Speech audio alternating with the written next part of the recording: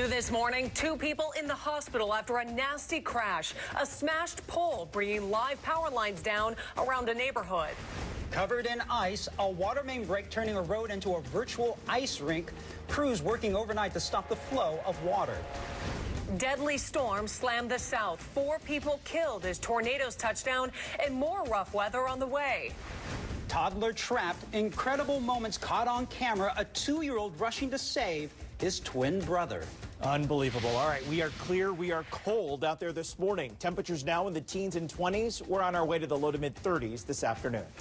And out on the roads, we have a distraction to tell you about an earlier blocking issue, but not so much I-90 westbound. Right at Rainier, we have the stalled vehicle in that center lane, now on the shoulder, but you could anticipate some minor delays as you're making your way into Seattle. Some schools are preparing for a slick commute this morning. So far, we've learned White Pass School District is 2 hours late with buses on snow routes.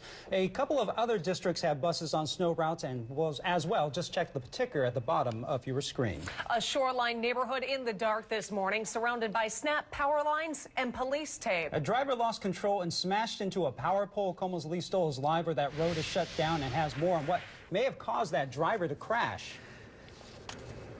Yeah, just a mess here behind us. We're at 20th Avenue and 197th. Behind me, you can see these blinking taillights. That's where the car came to rest. Just an absolute mangled mess. It is smashed up and covered in power lines that pulled down at least one power pole that you see just down the road here. This is just an extension of this massive mess that we've been dealing with.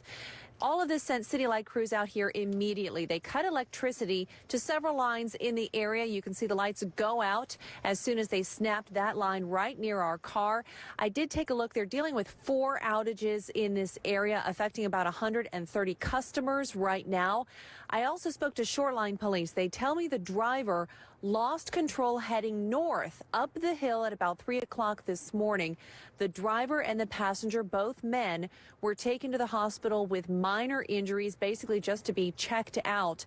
Well, now that officers have talked with the driver, they tell me they do believe alcohol was a factor in this crash. This car is also part of the BMW rideshare program. We're told this is going to be a really big mess for crews to try and clean up all morning long. Not only did they have to cut power lines and electricity to this area, it's still shut down. They also have to restore cable and phone lines to a lot of these homes. So we get about 130 homes without power and dealing with other issues this morning. The 2 people who were in this car behind us checked out at the hospital, but they're going to be okay. If you do use 20th Avenue here through Shoreline in order to hook up with I-5, you're going to try and find another route through this morning because this road, as we're told, is going to be shut down for several hours. Not only an issue for the homeowners, but just real quickly, there's a mini mart down the road. Officers have been trying to get a hold of the owner as well just to see if he can save any of the food that he has in his freezers. But at this point, they haven't been able to get a hold of him because that mini mart is also without power. So a big issue for everyone in this area this morning. Back to you.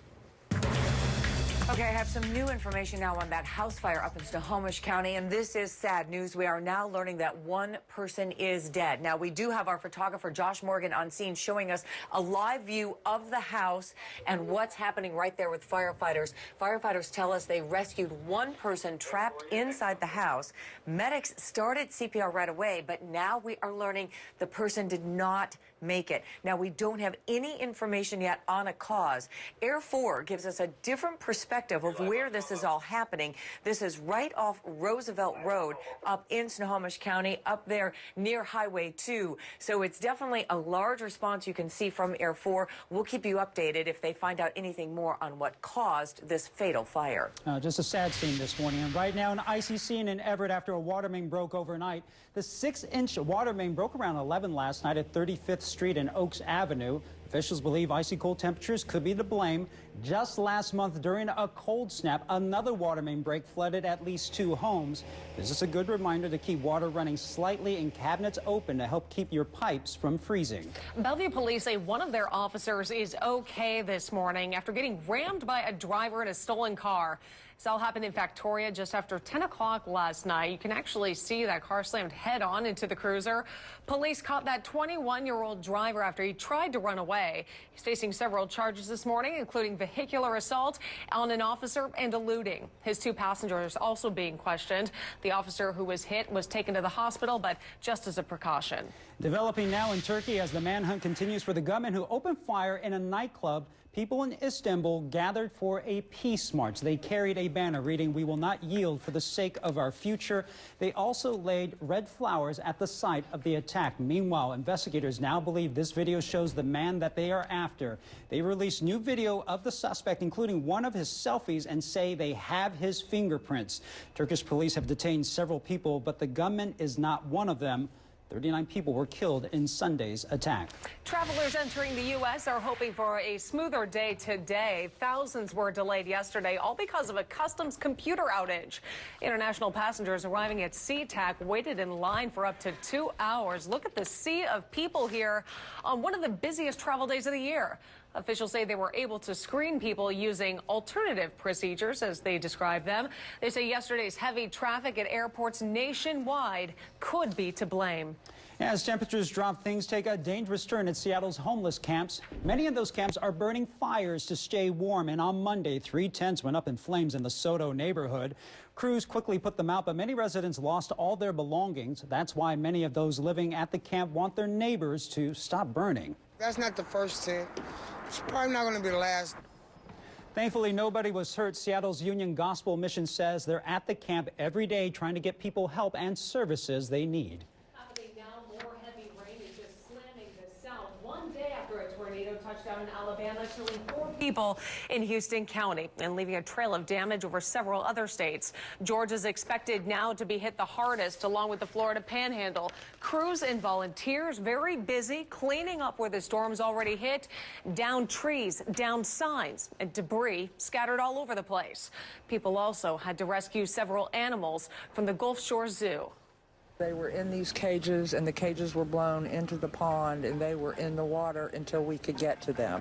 Across the northern plains, people there are dealing with whiteout conditions, and more snow is on the way. Certainly been wacky when it comes to our weather pretty much across the country. Tornadoes in the southeast and a lot of snow in the Midwest. Record-breaking cold as well. And it is extremely cold here in western Washington. We're starting things off in the teens and 20s in many spots. We'll get to about 23 degrees at 8 in the morning. Still hold on to this chill at noontime, close to 30. Going to look at freezing temperatures, literally about 32 come 5 o'clock. This is also developing this morning. Take a look. This is a large response. You see all the flashing lights?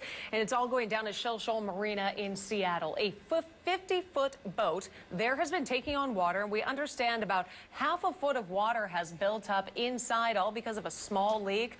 Crews are now pumping the water out, but if you live in the area, don't be surprised. You'll see a lot of those flashing lights. Another killer whale has died, and this morning scientists fear the orca population in the Puget Sound is in grave danger. J2, who went by the name of Granny, is the 7th local killer whale to die this past year.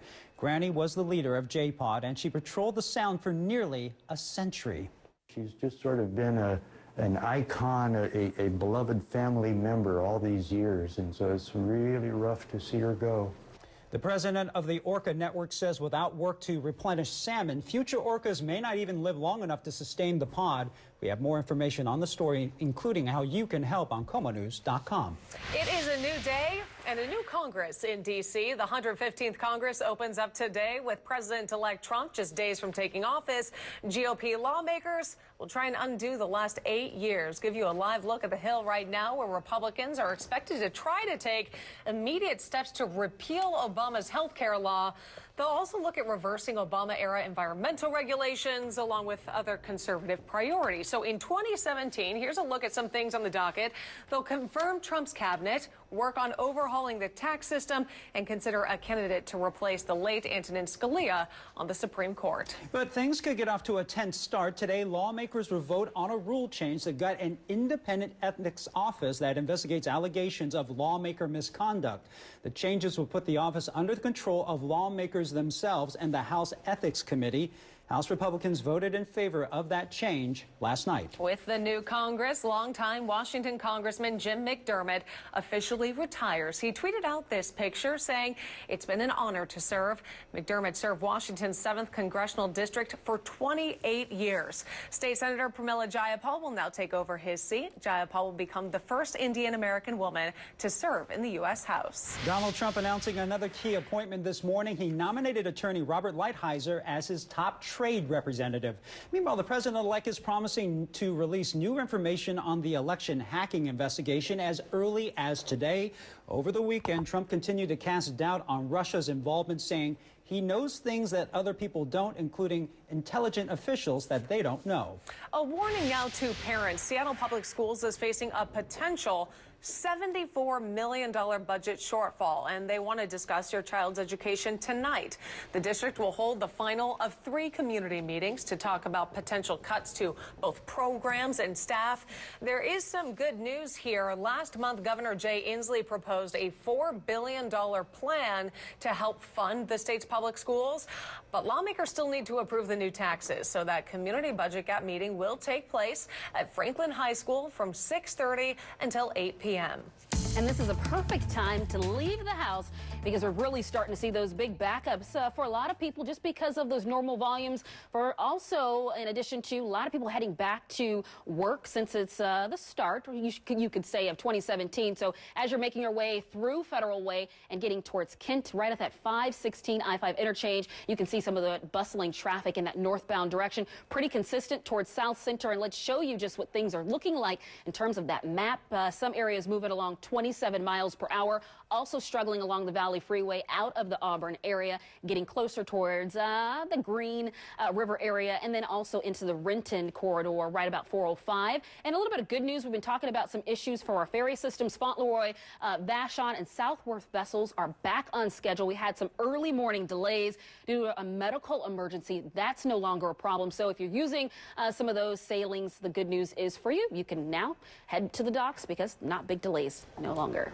Oh, and check this out. New video shows a tough scene for parents to watch. A pair of 2-year-olds playing on a dresser. Oh, when it just falls and traps one of them. Oh, you don't even have to be a parent for this really just to strike you in the gut. Then take a look at this. That other child manages to lift it just enough so his brother can kind of wiggle out. Now, their parents say they didn't even hear a thing this entire time, but after watching the video, they now have a message for the world.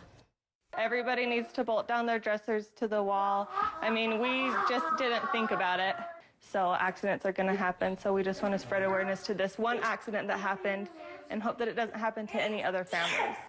It's just amazing to see. And amazingly, the little boy under that dresser here was not hurt, and brother to the rescue as well. Thank goodness that had a happy ending. Straight ahead, what was the deadly mistake with a routine pesticide? Plus, caught on camera, an explosive crash leaves a car on fire, the driver trapped inside, and the man behind that lens rushing to help. And one serious stomach ache, a man undergoing surgery to get rid of something that's been inside of him for the last 2 decades.